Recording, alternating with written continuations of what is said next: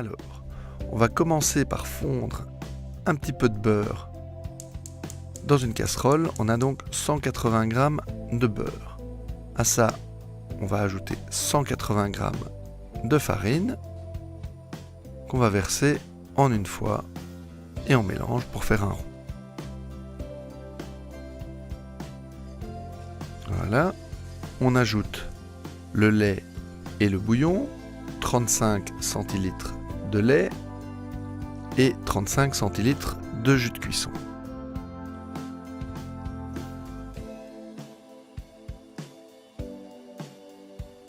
Voilà, une fois que les deux liquides sont absorbés, on fouette toujours pour ne pas avoir de gros grumeaux.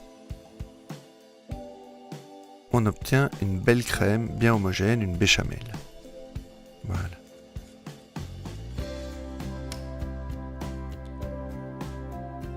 Alors, on sépare deux blancs et deux jaunes.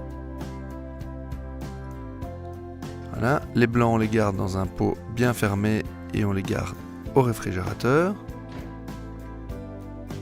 Tandis qu'on va ajouter les jaunes dans notre sauce. On assaisonne. Sel, poivre, toujours bien assaisonné. Et voilà. On ajoute notre reste de moule. Ici, on a 400 g de moule. Et on mélange bien.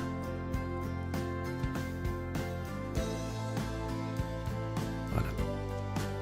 Donc, dans un plat recouvert de papier sulfurisé, on dépose notre mélange. On met un film fraîcheur sur le dessus.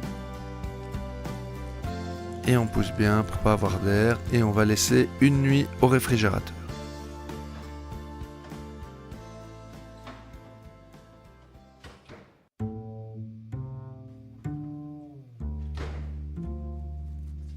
Voilà, après une nuit, tout a bien refroidi.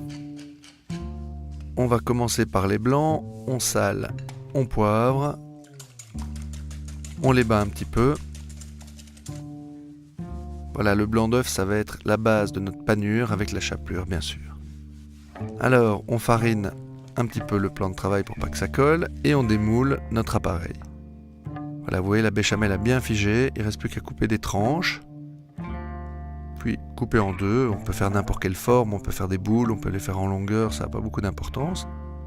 Et on vient les passer dans le blanc d'œuf, puis dans la chapelure. Voilà, bien partout. Et puis après, de nouveau, dans le blanc d'œuf et puis dans la chapelure pour être sûr d'avoir une belle croûte de panure. Et ici, une double panure. Voilà, il faut bien prendre le temps de bien mettre le blanc d'œuf partout pour que la chapelure tienne bien partout. S'il y a un endroit où il n'y a pas de blanc d'œuf, eh bien la chapelure ne va pas coller et on aura un trou. Ici, on a vraiment des très belles croquettes. Alors, on va les frire dans l'huile végétale à 180 degrés et on va les cuire jusqu'à ce qu'elles soient bien dorées.